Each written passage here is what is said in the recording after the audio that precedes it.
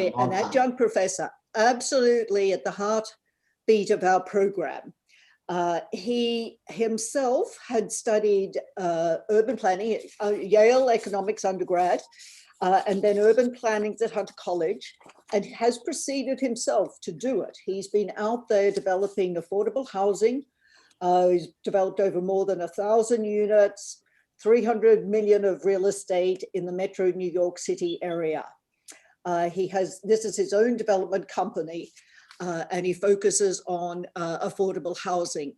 At the same time, he has helped us and shared his insight, understanding, and experience with our students over these many years, providing them with an education that not only tells them how to do the technical aspects of creating affordable housing, but also introduces them to the notion of the community spirit, what this actually means for societies, and how to be part of a positive contribution in that way. Ed himself has invited our guests today, and he is going to introduce them. He's just been tremendous at getting very, very incisive people to talk to us. And we're all here to learn and explore. And thank you very, very much, Ed, for doing this. Patrice, thank you. Thank you so much for that introduction. My name is Ed Poteet. As Patrice mentioned, I'm an adjunct professor here at MESRED. I'm delighted to be here today, and I do want to talk about the topic systematic racism in real estate. I first want to discuss, though, why this topic is a little personal to me.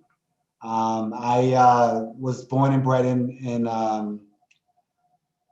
right by the university in Harlem. Grew up in the 80s and 90s during crack epidemic that happened in Harlem. But the funny story is no one ever told us that it was a crack epidemic. So it's just how we grew up. So it was much different than it is now, very rough, a lot of crime, a lot of drugs.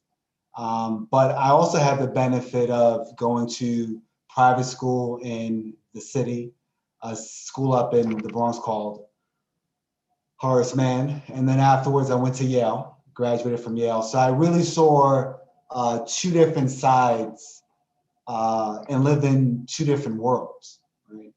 And so my entire professional career has been devoted to issues and notions of social equity and fairness, right? Because growing up, I didn't understand why Harlem was the way that it was.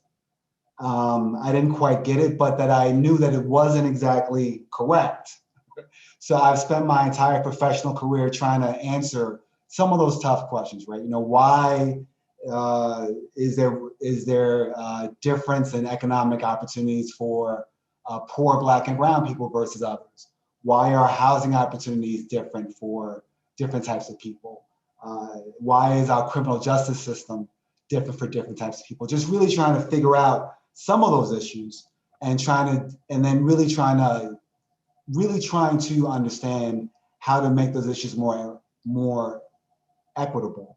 I've devoted my career towards housing, and for the past 20 years, have been doing housing development throughout the city. Just to give you one story, though, you know, talking about growing up way back when I did, I had friends that lived on the Upper East Side, right? Went to a private school. Had friends who lived on Park Avenue on 91st, 92nd Street. I lived and grew up in East Harlem, which what's crazy to me and what was crazy to me is East Harlem and the Upper East Side, probably the wealthiest, or probably one of the wealthiest neighborhoods in all of New York City, right next to East Harlem, right? Which is one of the poorest neighborhoods in all of New York City, separated by 5 or 6 blocks.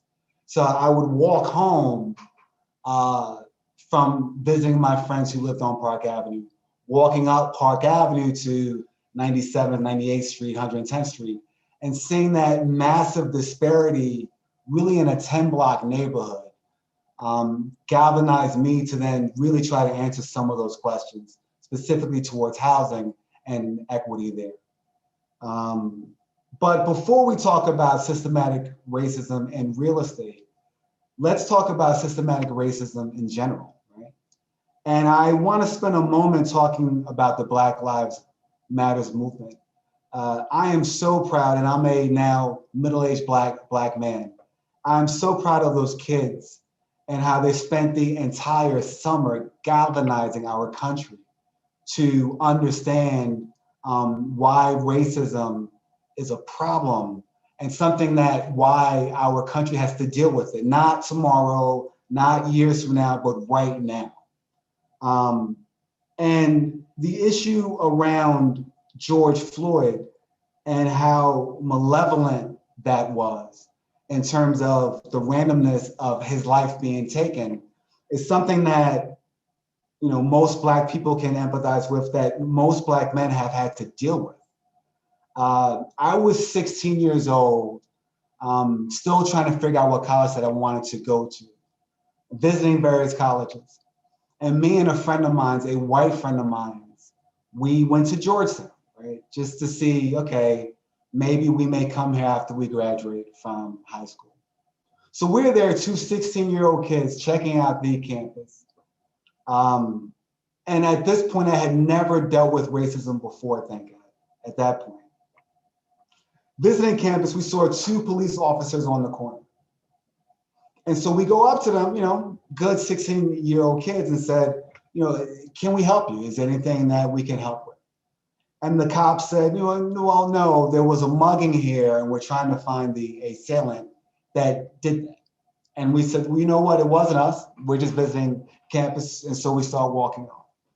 As we start walking off, the cops say, stop. And so at this point, we're, you know, curious as to why the cops are talking to us like that. And I think that my white friend kind of got what was happening more than I did at that point. I'm really in La La Land. So he steps up and says, we're visiting my sister who's here on campus. We're from New York City, and we're gonna go back to my sister's house. So we start walking off, and then the cop comes to me and says, drop your backpack. So I drop my backpack. He opens it, I'm 16, right? So there's nothing but sneakers and books in there. So I go to pick my backpack up, and he says, you fit the description. Now, every Black man knows what that means, right? And so he proceeds to tell me that there was a mugging down the street near campus. And because you fit the description, we have to take you there and make sure that you weren't that person. So they put me in handcuffs. They put me in the back of the police car. And as my friend now comes to intervene, that they said, no, this is his problem. This isn't your problem. And shoo him off. So now they drive me off to some other part that's near campus. The woman who had gotten mugged was in an ice cream parlor. They turned off the lights in the ice cream parlor and put floodlights on the corner, right? So she could see out and I couldn't see in. Now, mind you, I'm in handcuffs and they get me out of the car. I face forward, I face sideways, I face sideways. Luckily that the woman did not identify me as the mother. And the cops said, all right, that you're lucky. And I'm lost on campus now, but they took me out of handcuffs and I walked off. So, you know, issues of police brutality, again, is something that's obviously personal, but personal, I would argue, to most Black men in this country. Obviously not at the level of what happened to George Floyd, but I'm so proud that those, and I'll call them kids, decided to say the America that is not gonna be what it will be for us. And we're gonna make this country stand up and make sure that things are different than it was. Whereas people in my generation, unfortunately, had gotten used to the way things were, right? But something else that the Black Lives Matters protest brought to the fore, to the lexicon, is this notion of white privilege, right? We've been talking about racism in this country for centuries. but we hadn't begun talking about white privilege. And you can't really discuss racism without talking about white privilege, that they go hand in hand. So when you deny a certain group a thing, when you give them less access to healthcare and housing, and education, and capital creation, you also give more access to others, right? So this notion of racism and white privilege literally go hand in hand. And the reason that it goes hand in hand is I think everyone on the Zoom call would say, in the abstract, racism is a bad thing, right? However, the reason why racism is so sticky is not that it's just a random bad thing, but it requires that certain others give up the benefits that's transferred to those that don't experience racism. Let me say that again. The reason why racism is so sticky is that others have to give up the benefits that are transferred to them, those that do not experience racism. And that's why this notion of racism and white privilege go hand in hand. I'm excited that you're here today because pretty soon you're going to be freshly minted Ivy League educated Columbia graduates. So even if you will never experience racism in your life, and I hope that you don't, pretty soon, in 6 months, couple of years, maybe as soon as you graduate, you will be in positions of power. You will be able to make decisions for institutions. You will be wielding power, and you will be able to make decisions for the greater society. And so that I hope that as you start to step into that place, that you're cognizant of systematic racism and white privilege and making decisions that are equitable, right? So that's why we're here today. But we're here at Columbia. You didn't come here to listen to an impassioned speech about the ills of racism. So I'm not going to give you one. You can get that somewhere else. This is Columbia. So my plan for the next 20 minutes is to quantify actually how this thing works, right? Not to talk about it from a qualitative point of view, but to actually look at the cost of systematic racism to Black and brown people and the corresponding benefit to systematic racism and white privilege to others, all right? So let's dive in. I'm gonna share my screen. Give me 1 second. All right.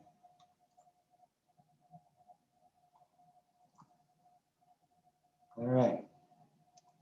Here we go. So in front of you that you should see a screen that, get some water, that talks about income and wealth disparity by race. You have on the left column, Black, white, and on the headline columns, you have income and wealth, right? Blacks make roughly, Black median income in this country, household income, is $58,000 a year. Black household median wealth is $17,000 a year. And Blacks make up about 17% of the population. For whites, white median household income is $89,000. And white median household wealth is $171,000 a year. Whites make up about 72% of the population. Right? Next slide. Okay. So here's where it gets interesting, right? If everyone was equal, if there was no racial disparity, if we were all treated exactly the same, the weighted average income for Blacks and whites is $74,000, and the weighted average wealth for Blacks and whites, if they were one equal group, would be $126,000 here, right? Here's where the next slide gets interesting. Now let's talk about the cost of systematic racism on Black households. And let me go back to the first slide for a second, because some may say, well, wait a second, the numbers for whites may be skewed by, guys like Jeff Bezos and Elon Musk that are worth $5 trillion, right? These numbers take that out. Because we're dealing with medians, it actually takes out the outliers, such as the multi-billionaires. So now let's go into the cost of systematic racism.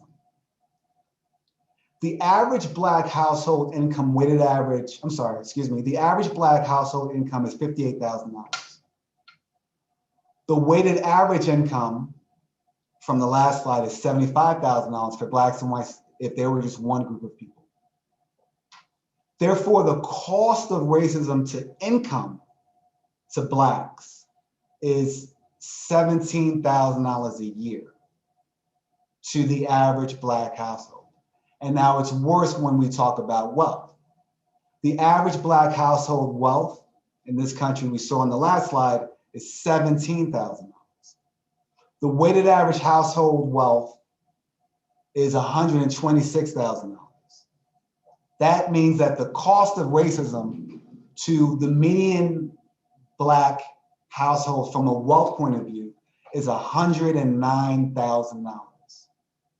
Now, for a different presentation, we can talk about, especially on the wealth front, whether we're talking about slavery or Jim Crow, why that is, but that's the cost of systematic racism. So when you hear that term, yeah, we all know that it's horrible, but it's actually a tax for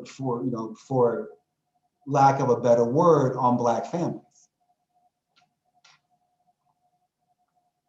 Again, though, that you can't talk about systematic racism without talking about white privilege, that they go hand in hand, right?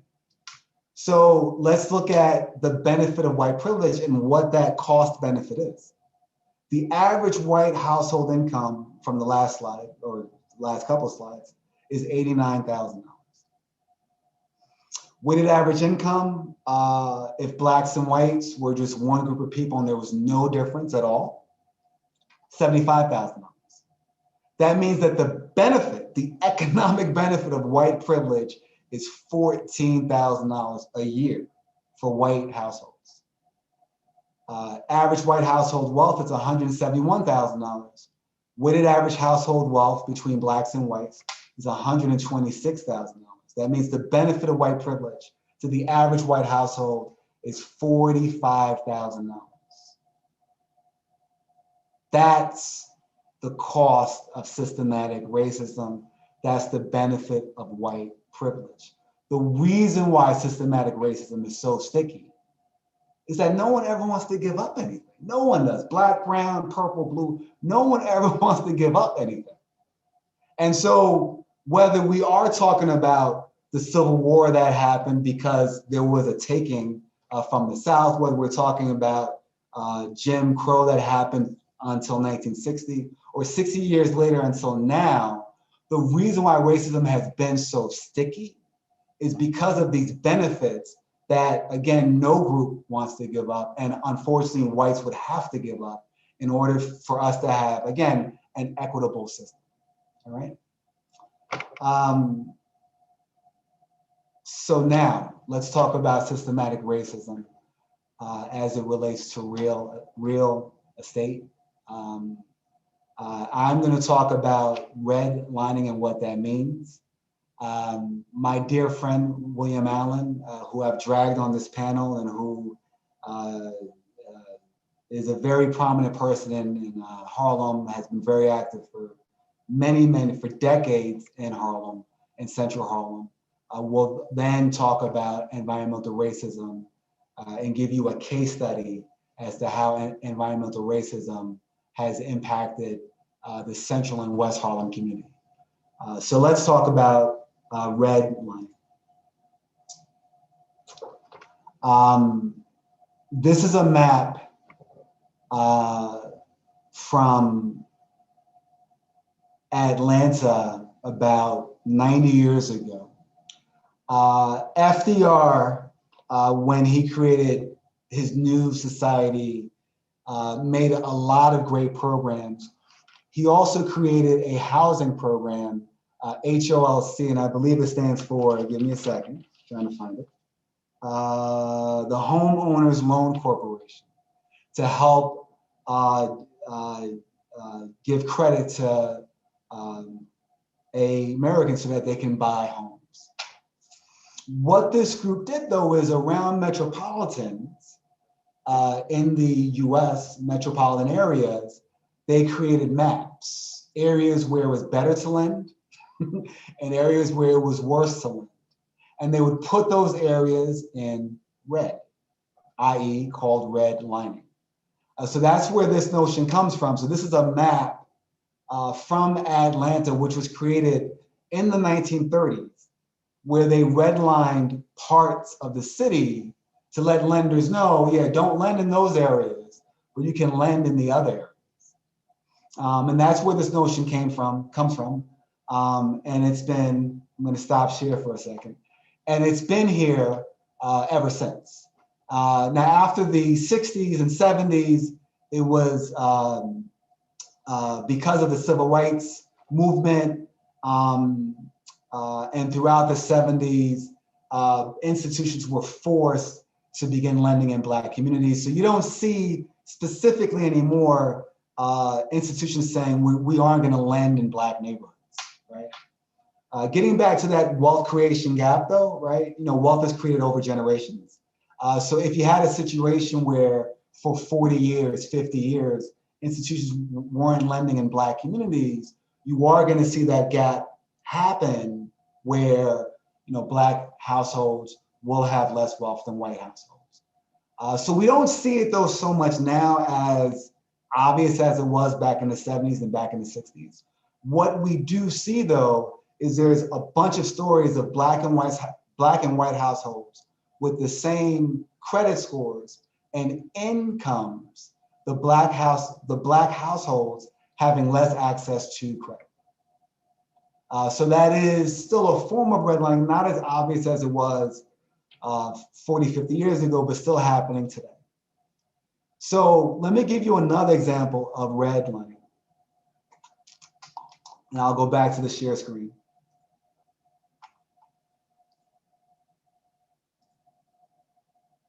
All right. All right. So who is Ernst Valerie? I don't know, average Black guy who, like a lot of Black guys, shouldn't have access to credit and should have a hard time banking. No, Ernst Valerie is a graduate from Mass-Fred in 2006. He's a lecturer, or I believe has been a lecturer at Columbia, right? Working with students from previous years. And for us now in Capstone, yeah. Yep, and Capstone. Thank you, Patrice. Baltimore developer Ernst Valley files class action lawsuit against Wells Fargo alleging racial discrimination. Now, let me give you this story. And I like stories. Let me give you this story. Ernst is working on a deal. Ernst gets a check from, I think, the state of Maryland for $3 million, right? Ernst goes to deposit those funds into his bank account, his own bank account. And when he goes to do that at Wells Fargo, I believe the branch manager or a teller who then talked to the branch manager said, yeah, no, we can't let you do that because we're not sure where those funds came from, right? We have a different process. You can go through our merchant associate system where we'll take out a few points for processing and verifying. You for processing and verifying those funds, and then we'll let you deposit those funds into your own bank account. So systematic racism in real estate, real live example, and not, again, some random guy that, although it would still be bad if it happened to a random guy who we didn't know, but no, lecturer at Columbia because of the color of his skin, did nothing wrong except being Black. and then to deposit funds into his own bank account, while saying, yeah, that we need to verify you and take a few points from the funds going in to then make that happen. So systematic racism in real estate is real. That redlining still happens in terms of access to credit, access to banking still happens. And happens even if you graduated from Columbia. It still happens to you. So with that being said, that I want to pivot now. William, that I hope that you're there. William, how you doing, sir? So we're going to talk about next environmental racism, another very serious issue that impacts poor communities of color that's related to real estate. William Allen, again, is a friend. He's worked for numerous community groups throughout New York City. He's been very involved in housing development in Harlem, housing development in the Bronx, works for healthcare providers in the Bronx and Jersey. I believe, William, that your last notable position was you were a national director for Al Sharpton, the National Action Network, and he will be our next city council member here in Central Harlem. So with that being said, let me turn it over to you. Thank you, Eddie, and thank you, Columbia University, and thank you, Patrice and Diane, for having me. In preparation of joining today, I like being a good student too, and like Edward, who I call Eddie, because I saw him grow up here in Harlem with my siblings on 110th Street, Fifth Avenue. I wanted to at least do some research. So the things that I know, I wanted to be able to put into some kind of context, right? And so I just want to just say, Eddie, I did my homework. Here's one of the greatest books you can read about Black life and the 19th century to the early 20th century in New York. This was written by James Weldon Johnson, who was a prominent head of the NAACP. Great book. Well written, and it really gives you a whole sense of the economics and politics of Black folks in New York. Another one I looked at was this one by Adrian Brown and Valerie Smith. I want to strongly recommend that folks take a look at this. And to give me some sense, I said, well, when did Black folks arrive in Manhattan or in Harlem? And I'm thinking they arrived, during the mass migration in the 1930s and 40s. But I learned we were here way in the revolutionary days and pretty much was in Harlem in the 19th century, right? In fact, we arrived in this part of Harlem where Columbia sits, because Columbia, I believe, was somewhere else. It wasn't really on the west side. It was somewhere else before it landed there. And this kind of book kind of helped me out. And this was written by Jonathan Gill, who actually also taught at Columbia University. Very good historical perspective. It actually covers 400 years of Harlem. Could you imagine reading a book about Harlem covering 400 years? This is the book. And then finally, I want to thank Kevin Magruder. Kevin Magruder was one of my colleagues when I was at doing development work at Harlem Churches for Community Improvement. He was the head of development for Abyssinian Baptist Church, Abyssinian Development Corporation. And he wrote this great book called Race and Real Estate, Conflict and Cooperation in Harlem from 1890 to 1920. Could you imagine? 1890 to 1920. So all these things you got to be able to put in context of these conflicts. So Eddie and I was talking about the Riverbank State Park and how does it fit into all these historical situations. And so now we find ourselves in 1985, Harlem gets a new park. And people were a little happy, but it was at a great cost. This park is called the Riverbank State Park. It's now named after Hermann Dennis Farrell, who's African-American, former assemblyman, right? Who had chaired the Ways and Means Committee in the state legislature in the lower house in the assembly. And he was very, very powerful man. They named the park after him, but they didn't name the park after him because he was dying and they wanted to celebrate his life. He was brilliant. They were going to put this wastewater treatment plant in Harlem against the will of Harlem people, even though we had asthma and all these other kind of illnesses. And the fact that a predominantly white and upper middle class neighborhood had rejected the project. So they said, you know what? Let's find a neighborhood where maybe people don't vote and they have no power, they have no money. Let's just throw it at them. And so here you had, the state government say, hey, you're going to take this project, and the project, Riverbank stretches about, I'm counting here, about 8 city blocks, the Hudson River from 137th Street to 145th Street.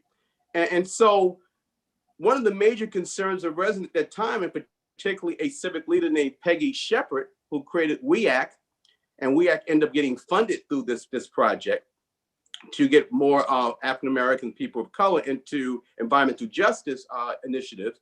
They complained about the odors coming from the plant in their backyards. Residents initiated court cases to prevent the building of the treatment plant.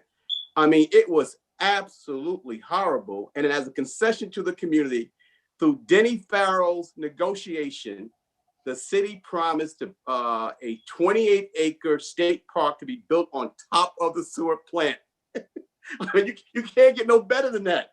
And then 7 years after the sewer plant opened, the $129 million facility, officially known as Riverbank State Park, which today is called the Hermann Farrell Riverbank State Park, it was the first of its kind in the United States to be built on top of a sewer plant, as well as the first state park to be built in Manhattan, the 5th for New York City. And so Eddie wanted to talk about this as a planning study and as an issue of race, real estate, politics, economics, who had the power, who did not have the power. And here was a situation where a community was really forced to take this treatment plant. And looked like they couldn't get out of it because of eminent domain and the power of the state. And they had a whole bunch of court cases, and it seemed like those court cases were going nowhere.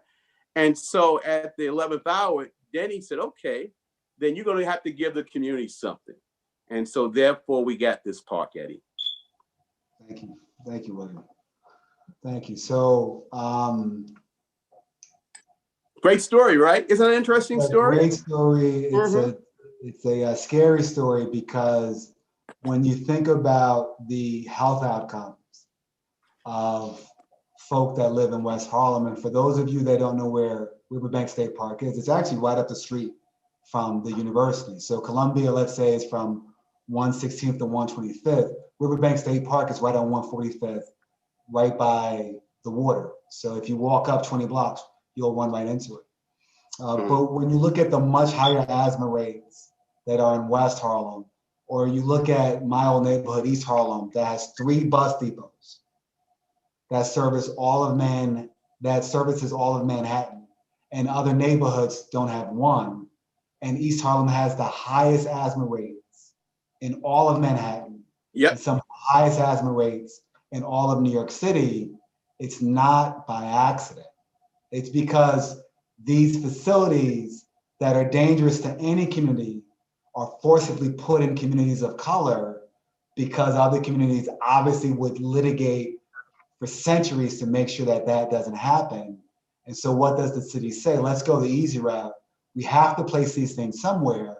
So we're going to place them in communities of color that are powerless to stop us from making that happen. That's right. So again, just to wrap up, if you look at redlining and environmental racism, these notions are not airy-fairy notions. These are very real things that are happening right now to guys like Ernst Valerie, lecturer at Columbia. That's happening right up the street from Columbia, Riverbank State Park. That still to this day, William, is still emitting toxic fumes. What's happening right in East Harlem, again, that has some of the highest asthma rates in all of New York City. So I want to thank Columbia. I want to thank you, Patrice, for giving us the window to express these things, because I think they are important. Diane Branch, who's not on this seminar, has been pivotal with me to organize these seminars. We plan to make these seminars monthly. Diane's going to be working on the next couple of seminars that will talk about other aspects of systematic racism in real estate. And my hope as we wrap up is, again, as I said earlier, you may never be impacted by racism, and I hope that you're not. But you will be, because of where you are and where you're going to graduate from, be in a position of power relatively soon, making decisions for yourselves and others relatively soon. And when you do that, I hope that you think about these issues so that you're making the most equitable decisions and choices that you can for yourself and others. With that being said, Patrice, thank you. Thank you very much for this. Edward, thank you very, very much. And, what tremendous insight, from William.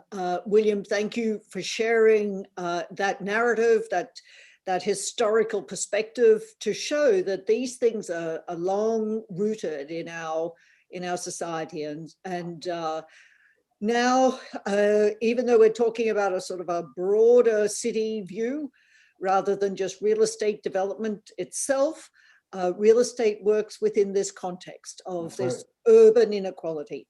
So very, very insightful for our students to see that this is what they go out and work amongst. And this coincides with Edward's class this semester. So shameless plug. That's right. That's right. Absolutely. Edward's great class. So, we're on a roll here, folks. And thank you very, very much for doing this and for launching it, and with, such an impressive person such as William Allen. Thank you very, very much. Patrice, so there's a few questions. If you don't mind, I can that's right. So there's going to be some questions. Now, would you like to respond directly to them, or we'll firstly, we can enter them in the chat room, or folks can raise hands. Well, why don't they enter them in? Because I don't think, maybe you can see them, but I can't. So if they enter them. You can't see the questions. Okay. Shall I? How about I can go ahead and read the questions, Patrice, unless you'd like to. That would be great. Thank you, Bella. So let's start with this one. I think it's a great way to start the conversation from Esteban. How can young designers combat these issues of systemic racism in their own cities? How can young designers now, because I can't talk to Esteban, I guess that the question is, if you're architect developer, how then would you then make that happen? First is what's done in New York City, which is a benefit to the city, is we have the largest affordable housing program in the country by far. And what New York City does is that the design aspects of affordable housing is very strong. So for example, you can go buy an affordable housing building in New York City, and you might think that it's a condo because they are very strenuous on how these buildings are designed, so that although it may be affordable housing or low income housing, it doesn't feel like it. So I would say one way, if you're not going to be here in New York but going somewhere else, to make sure if you're designing projects, to put as much effort and energy in that project as you would if it was a market rate project. And that way you make it equitable. Okay, so continuing on sort of a different line, we have a couple of questions here that are both about the numbers that you shared. So we have one question about the sources of the data, and then also how are the numbers presented as the financial benefits of systemic racism annual number. So maybe if you could just talk a little bit about your process for gathering that data, that would be great. Happy to. So the numbers come from the Brookings Institute that analyzed average and median income and wealth. I learned the difference recently. All of that I knew it, but I learned it again, the difference between median and average, because the median actually takes out the outliers, which is important. because the average number is actually much higher for white households, but because there's the super wealthy that kind of skew those numbers. So that's where the numbers came from. Someone else asked a question about how do you define Black and white? The current census, and I think that they get it right, is they leave out Latino as a race, which I think is correct.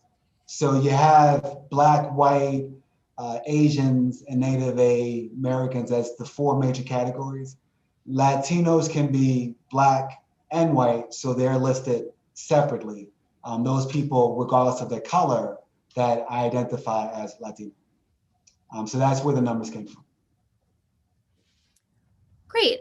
So an additional question here, which I'm going to paraphrase a little bit, is about the sort of conversation around environmental racism, and if Leader Allen wants to join us back for this part of the question. Essentially, what we're saying is that, or what we're asking here is, obviously there's this Riverbank State Park, and it has its environmental impact. We're asking if there are any follow-up studies to that.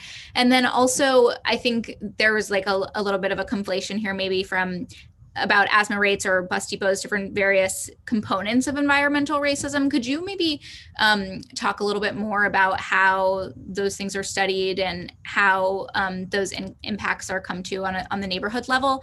I'm especially interested in this area and how that impacts actually your work as a real estate developer, and how we might think through those issues in our own profession. Sure. No, that's a good question. I'll talk about the bus depots in East Harlem, and William can then talk about Riverbank State Park. So two separate issues. So sorry for confusing those issues. In East Harlem, there's 3 bus depots that are sited there. Those bus depots service all of Manhattan. Those bus depots could be anywhere. You could put them, on the Upper East Side, you could put them on the Upper West Side, but they're all in East Harlem. Correspondingly, East Harlem has the highest asthma rates in Manhattan and some of the highest asthma rates in New York City. I don't have on the tip of my fingers if there's been direct studies as to the number of emissions from the bus depots and how that's changed the asthma rates. But it's somewhat obvious that if you cite 3 bus depots in one neighborhood, and that neighborhood has the highest asthma rates in the city, that's coming from the fact that those 3 bus depots happen to be there. Right? William, are you still there, or did we lose you? Because I know William's a busy person. I guess that we lost him. But with Riverbank State Park, I haven't looked at the health disparity specifically in West Harlem. What I do know is that in the 80s, when I was a baby, they were trying to figure out where to site the sewage treatment plant, that they needed an extra one in Manhattan. And they were first going to site it on the Upper West Side. And the Upper West Siders said, not over my dead body. There's no way that you'll put that thing in. So what they did is that they sited it not on the Upper West Side, but they sited it in West Harlem because they could. And so that's the story of the state park. And although it's a good thing that we have a state park, it's horrible that there's a sewage treatment plant next to a residential community. And it's even worse that it happens to be in a poor community of color. Thank you for that. An additional question I think is super important is how do developers build responsibly in Harlem with the neighborhood's history and the risk of gentrification with this conversation in mind? Got it. I have a question. Why is the anonymous attendee anonymous? Sorry. Okay, so anonymous Ed, attendee. I think it's a little to do with our transmission issues. Okay, no problem. Yeah, sorry. No problem. They're coming through, yeah. No problem. So I've spent a lot of time studying gentrification. It's had positive and negative impacts on Harlem.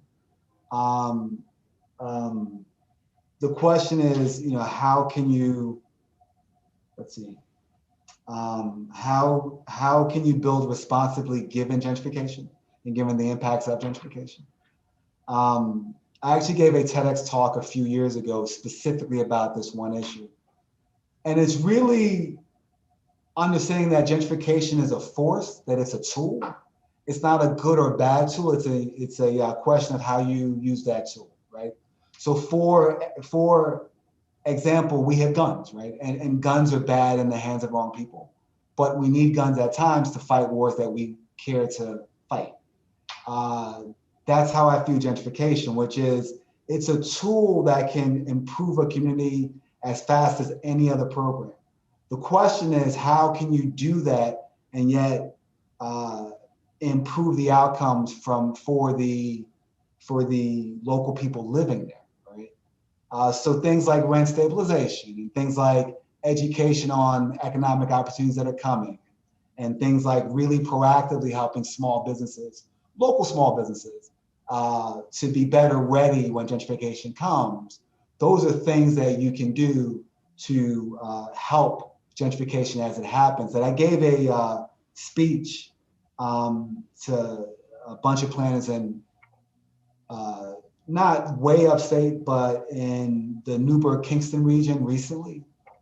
And they were dealing with this issue because they're going through their own wave of gentrification. And one of the things that I implore them to do is you have to understand what you want for your community, right? Developers, right, are just interested in building a project, making the money that they can, and then getting out. Some of them want to do well by doing good, but they have so many pressures that they're really focused on getting that building built. It's up to planners, it's up to municipalities to really say, how do we plan for gentrification, right? Where do we want these new buildings to go? How do we look after the local residents that are there? How many local residents do we have that are low income, and are we providing enough affordable housing for those residents? So when I was talking to the planners in Kingston, that I said, as this comes, you have to plan better, right? You have to understand how many low income households that you have, and do you have enough low income housing for those households? If you don't, then again, use gentrification as it comes, when that's fine, to then also raise revenue to build housing for the low income households that you have in your community. And or if there are local businesses that are cultural icons for your community, realize that they may be under pressure from landlords in 4 to 5 years as the rents start to go up. So figure out what local businesses are meaningful to you, and begin to figure out ways to protect those local businesses so that they can benefit from gentrification and not be overrun by gentrification.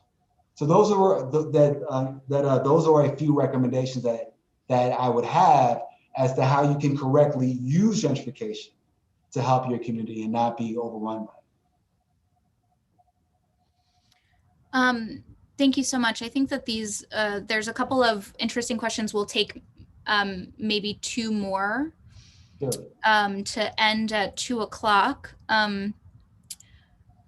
So a few different issues being brought up. What do you think that the are policy changes that can empower developers to work against racial discrimination in housing and home ownership, particularly in urban areas? Policies that would stop developers from being bad characters, or policies that would help developers be good characters?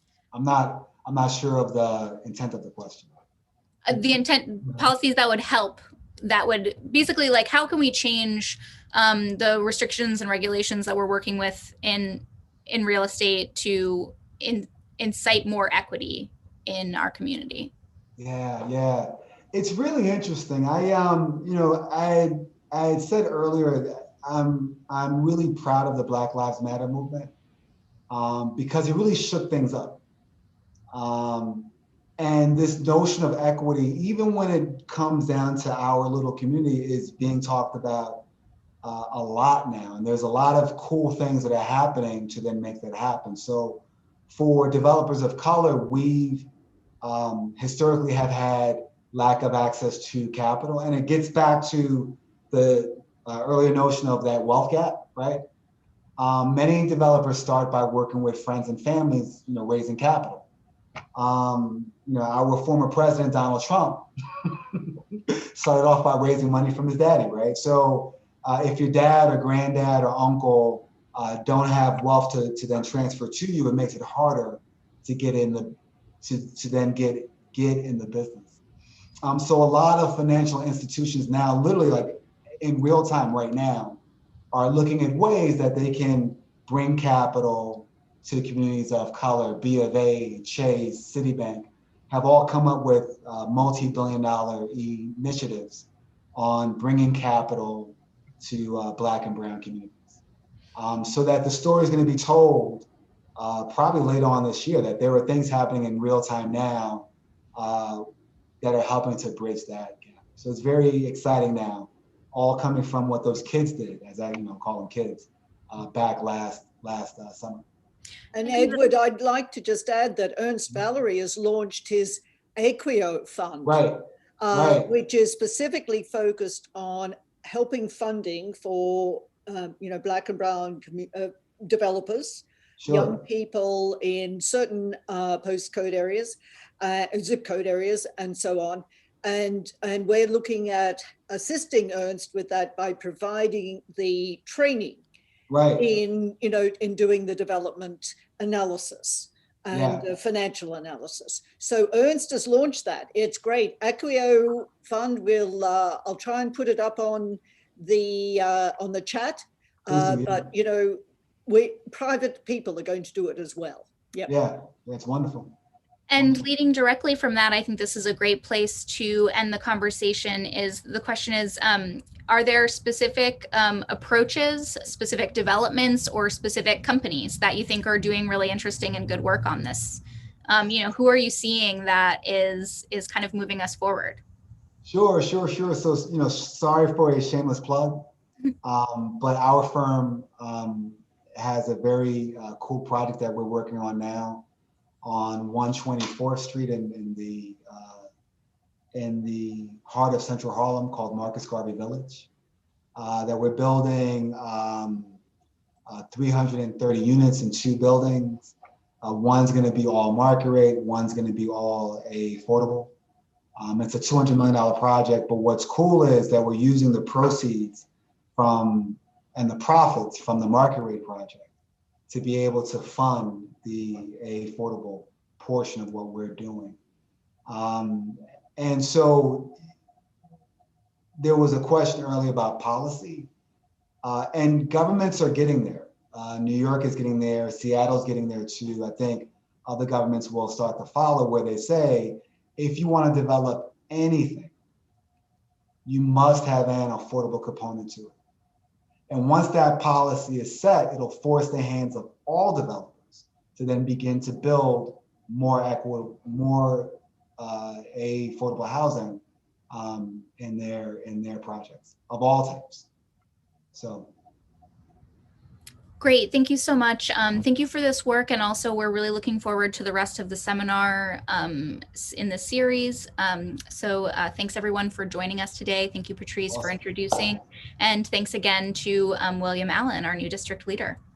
Great. Thank you, Edward. Professor Potier.